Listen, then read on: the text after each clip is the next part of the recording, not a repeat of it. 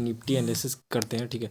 यहाँ पे जो मेरा व्यू था, ठीक है, वो रॉन्ग कैसे हो गया। हमारा व्यू ये था कि यहाँ पे जो सेलर्स हैं ये अच्छे प्रॉफिट में आ जाएंगे ऐसे बढ़ते हुए मार्केट में, फिर वहाँ पे जो बायर्स हैं ना इनको टारगेट करेंगे, ठीक है। लेकिन यहाँ पे देखो जब मार्केट यहाँ पे ओपन हुआ ना यहाँ पे, तो ये जो बायर्स हैं ना ये भी प्रॉफिट में आ गए, ठीक है।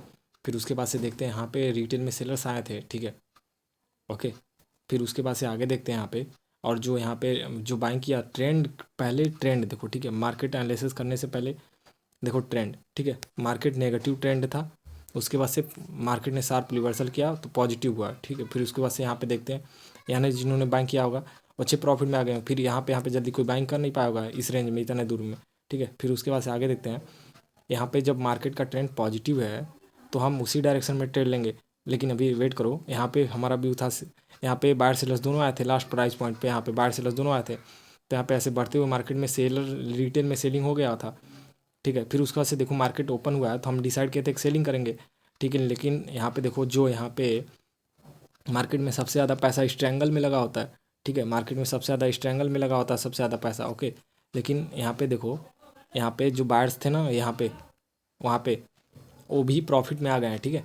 तो हम टारगेट और ट्रेंड, तो जब वो भी प्रॉफिट में आ गए हैं तो हम किसके साथ चलेंगे, बताओ किसके साथ चलेंगे। हम जो ट्रेंड रहेगा, ठीक है, मार्केट के ट्रेंड के साथ चलेंगे, ठीक है।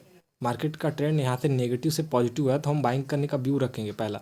और उससे भी बड़ी चीज़ देखो, यहाँ से जब मार्केट नीचे आ रहा था तो यहाँ पे ये देखो यहाँ पे नीचे साइड कोई असल था नहीं क्योंकि यहाँ प्रॉफिट में आ गया है, ठीक है।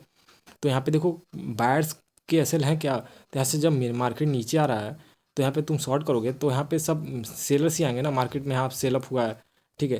तो यहाँ पे देखो मार्केट ने रिवर्सल किया है जिसमें तुम एक बाय किए थे, ठीक है, प्रॉफिट बन गया है, लेकिन तुम्हारा क्या पहले एनालिसिस रॉन्ग हो गया था, ठीक है।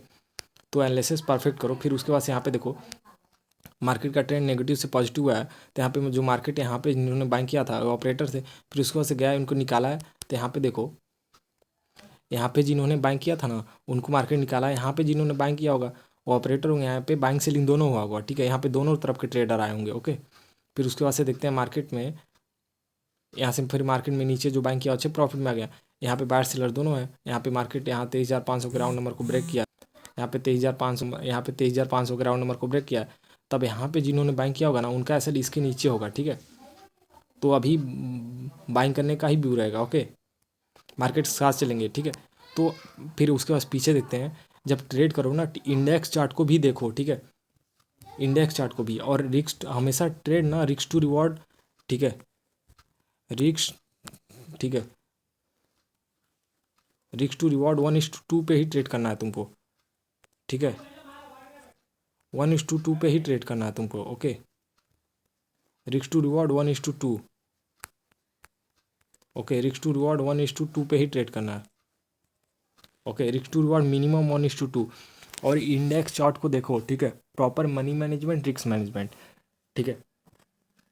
यहाँ पे तुम्हारा एनालिसिस रॉन्ग हो गया, ठीक है, क्योंकि यहाँ पे जो लास्ट प्राइस पे ये देखो बायर सेलर्स दोनों आते हैं, ठीक है। तो यहाँ पे मार्केट का ट्रेंड एनालिसिस करते समय पहले क्या देखना है, ट्रेंड, ओके। ट्रेंड क्या था, नेगेटिव से, यहाँ पे नेगेटिव से, ठीक है, नेगेटिव से पॉजिटिव हुआ था, ठीक है। तो नेगेटिव ट्रेंड नेगेटिव से पॉजिटिव हुआ था, तो यहाँ पे जो सेलर्स होते हैं ना, यहाँ पे जो सेलर्स होते हैं वो हर जगह चले आते हैं, और मार्केट का ट्रेंड नेगेटिव है तो तुम ये ध्यान दो, तो यहाँ पे रिटेल में कौन आए होंगे, अब यहाँ पे ऑपरेटर है रिटेलर, तो यहाँ पे जो सेलर्स होंगे ना वो रिटेल में आए होंगे, ठीक है। तो यहाँ पे जो सेलर्स थे ना आए थे वो रिटेल में आएंगे थे, ये भी प्रॉफिट में आ गए। लेकिन यहाँ पे जो बाइंग किए थे ना, यहाँ पे जो बाइंग करके अगर मार्केट लास्ट में बाइंग करके अगर लेग चले गए हैं तो मान लो ऑपरेटर ही होंगे, आप प्रॉफिट में आ गए।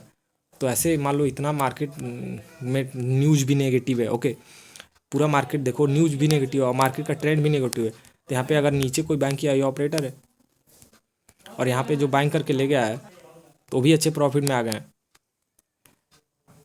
तो फिर जब बायर्स भी अच्छे प्रॉफिट में आ गए हैं, बायर्स और सेलर्स जो अच्छे प्रॉफिट में आ गए हैं, फिर वो देखो दोनों प्रॉफिट में, तो ये देखो ट्रेंड कौन सा है, जो ट्रेंड है उसके साथ चलोगे, ओके।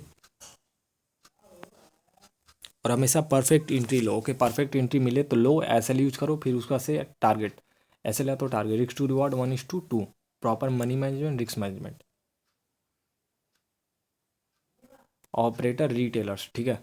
न्यूज़ कौन सा है, ठीक है, न्यूज़ भी देखो, फिर उसके बाद से ट्रेंड देखो, फिर उसके बाद से उसके अकॉर्डिंग ये पता करो कि ऑपरेटर हैं, रिटेलर्स हैं। ओके, बाकी मार्केट में लॉस प्रॉफिट होता रहता है, ठीक है। Accept your losses. Okay, risk to reward से ही तुम प्रॉफिटेबल बनाओगे। अगर रिस्क टू रिवॉर्ड रखे हो तो प्रॉफिटेबल इजीली बन जाओगे। ओके, रिस्क टू रिवॉर्ड पे ज़्यादा काम करना है। देखो कितना भी एनालिसिस करोगे शायद लॉस हो सकता है, तो वहाँ पे रिस्क टू रिवॉर्ड कम आएगा। जब प्रॉफिट लो तो बड़ा लो, और लॉस लो तो एक लिमिटेड लॉस लो। Okay, risk to reward.